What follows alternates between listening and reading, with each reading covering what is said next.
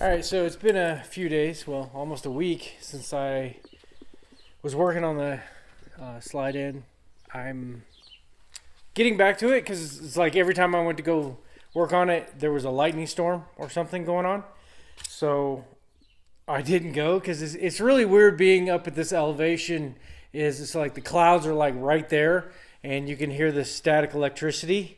So it was like, yeah, I'm not going to be grabbing hold of this metal hammer. So it kind of delayed me, and I'm trying to get this done before we head on the road.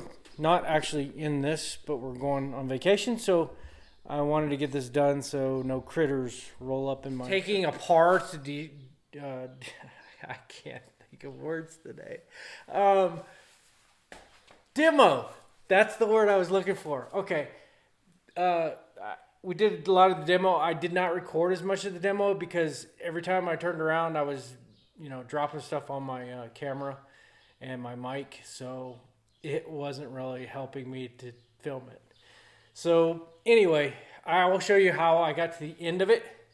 Well, almost the end. We're going to take out some final pieces to this. As you can tell, I got pretty much the whole bottom part about 5 feet. It's about 5 feet from where I took it off because that's where pretty much the bad boards ended. So I got 5 feet of that, and I think it's 23 inches depending on this edge board. This could be a 1x1, or I could put plywood all the way over to it. I just have to figure out how much of this I may be possibly taking apart. But hey, don't fall down now. These there's some nails in here, or some staples in here. I don't know how bad some of these boards are, but we'll take them apart and see. I've got oh look, I have an automatic pointer right here. That's got to go up. I guess it's because all this is laying on it. But once I get that in there, that 3/4 inch plywood, which actually I found the 3/4 inch plywood in the I believe it was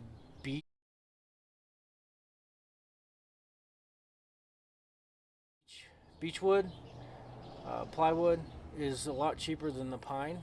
It used to be more expensive, but everybody decided that pine was expensive now. So it's $100 where the beechwood was only like 60, which is what it used to be. So they're doing something with pine. I guess all the pine trees burnt down. Sorry y'all, I forgot to bring in the shop. I got so involved in cutting and thinking that I totally forgot to bring in the shop. So let me set you up. Alright, so what I'm going to first start on is the corner. I've completely demoed it and I'm ready to start putting it back together. The corner piece is about this long. This is the rotted portion that I just cut out, and I'm going to cut a piece of a 1x4 to fit in there. Then I have a 2.5 by 2.5 block that I've got to get in there in the corner. This corner is a little bit different because it has been repaired before, so I'm working with a little bit different sizes. So that's why I kind of redid the way that I did this side. I changed the way that I did this side because there's differences in it. So let's go ahead and cut the wood.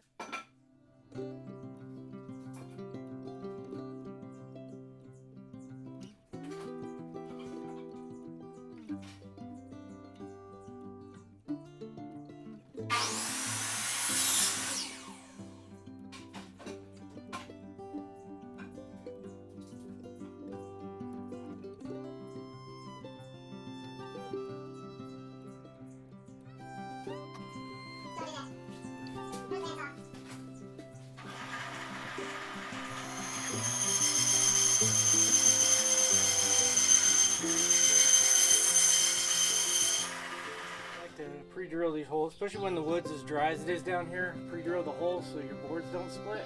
Let's hope.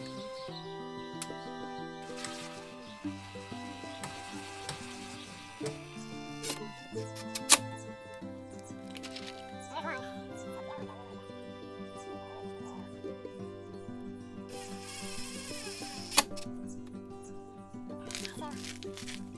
It's a little color, a little dry, but there's no, it's still solid, so I'm gonna leave it there. right, so I got the edge of the tin on. I put RTV behind it, or silicone behind it. So it's drying right now. I did notice that my tin was not wide enough, so I took a piece, cut it out, and glued it in there with some liquid nails. So that's kind of how you have to adapt when you're redoing somebody else's work.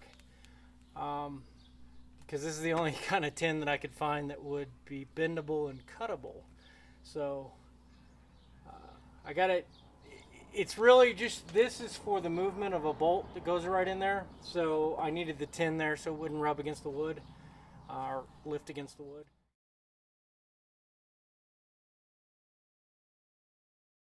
All right, normally when you're cutting plywood, as you can see, I think you can see way down here, it's really rough because I have a construction blade on. If you don't want this, of course this is on the underside of my trailer, so I don't really care, but you can run like painter's tape or duct tape down here and then cut it. You won't get all these splinters, but I don't really need that right now. So just make sure that nothing's underneath. When you cut, I'm going to have to rearrange my sawhorses because this is a pretty heavy board.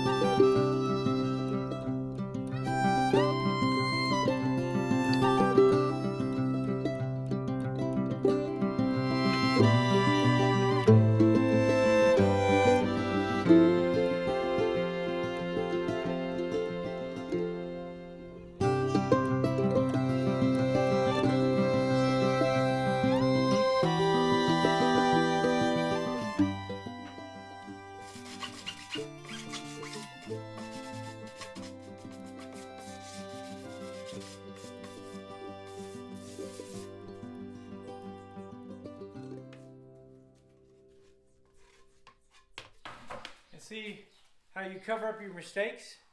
This is one way to cover up your mistakes. This side, because I didn't have a helper, it ended up breaking this part of the wood out. See it? But there's a spot that I need to cut out anyway for that to fit in the power cord that goes into the truck. So I can save myself on that, even though I didn't have a worker or helper worker. Yeah, I like the worker better. But so I'll just cut that out and then it'll be good as new. Alright, there's some ways that you could work the rail system. You could do pocket holes using your Craig jig or whatever jig you use.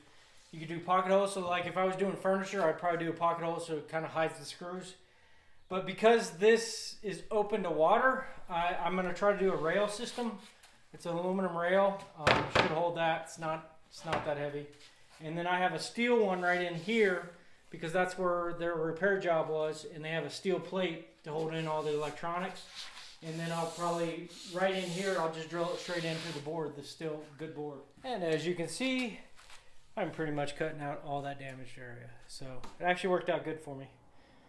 Let me cut this out and then we'll go try to put it in.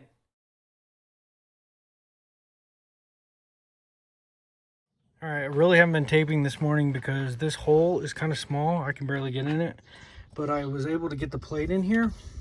But then I remembered, because I had the other plate going right along here, which was cool. But then I forgot, oh, I got to do these plates. Well, this plate has to go underneath this plate. So I had to take it all out. So it's about the third time I've taken everything in and out because they just wasn't fitting. So I've got this drilled. I realized that I needed a regular bolt, not a carriage bolt like these. These are carriage bolts. But on this one, because I have another plate, I got to have a regular bolt. So the problem is getting at the angle where this is made. Let's see if I can do this. Right in here. These screws are really hard to get at the angle because the wires are already in and I'm not taking all the wires out. So what I'm going to do is I'm going to cut the plate that goes in front of this the length of that, because it really doesn't provide any kind of grounding or anything. So I'm just going to go with that and we'll see what we come up with. All right, I wanted to stop during this process and show you something that you should double check when you're taking apart everything. Is if you notice the red and white wire, which are your power, are rubbing up against this is a propane to your stove. And as I feel it, I feel a little bit of a divot in the wire.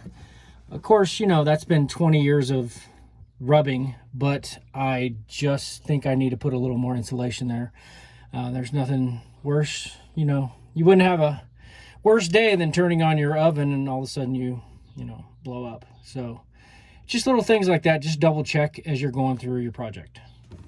So with this, I just put a little bit of that window insulation that you would, you know, try to stop all the breeze coming through your doors. I put that there around that, which should pad it. I just couldn't get in there with tape, some electrical tape, so I went ahead and did that. It didn't get all the way through the wire, but, you know, better safe than sorry.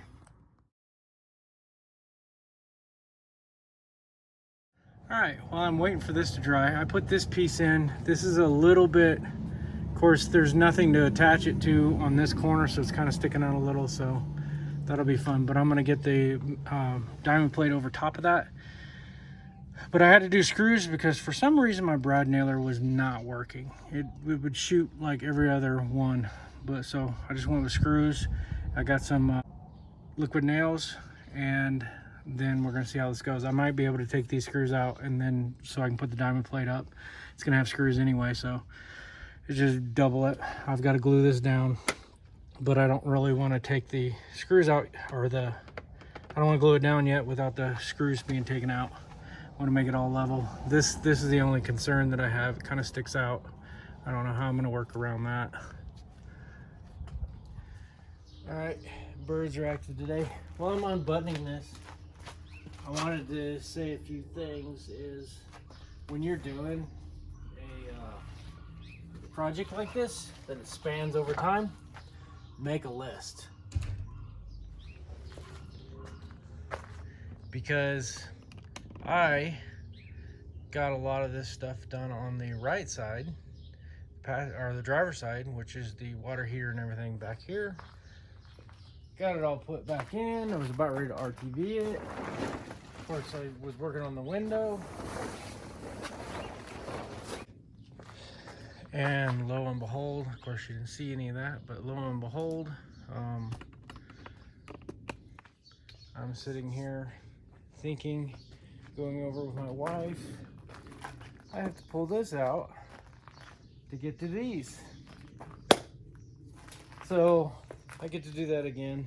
Yesterday I didn't do a lot on the electrical because I just couldn't get the camera in there, but I probably took it apart 3 or 4 times just because pieces weren't fitting. Because I changed some of the things that I made, the way I did the structure to it, using plywood on the bottom and everything. So that's real exciting. So today I am going to put in the front cap,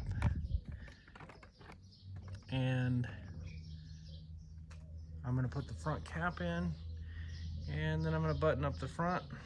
Well, not completely, because I know there'll probably be something I forget, but I did make a list.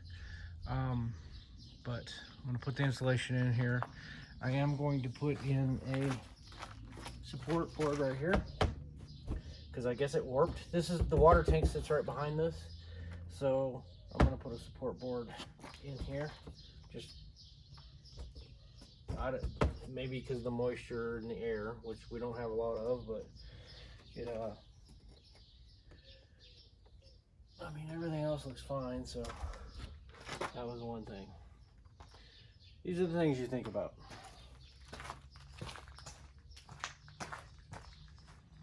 Well, as you can tell, I'm out of breath, but this is definitely not a one-man job to put this back in. Right in the middle of trying to put it in, I was like, crap, I don't have the camera going. But this was pretty good. I don't have the bar across the top yet, but I got it clamped in. It's sitting in the bottom rail, down at the bottom, but there's going to be some maneuvering still to get this in, and then we'll see how we go from there. Oh, so much fun. This is why I was saying make a plan. I got the window in, but the window had to go before the drip rail, even though I was doing the drip rail, and I was like, wait a second, the window's not going to fit. So window, drip wheel. Then you come over here. I haven't drilled this hole, and these are the plates that go on for the jacks, but you can't get to it, so I'm gonna have to pull the hot water heater back out just so I can get to the stinking jack nuts.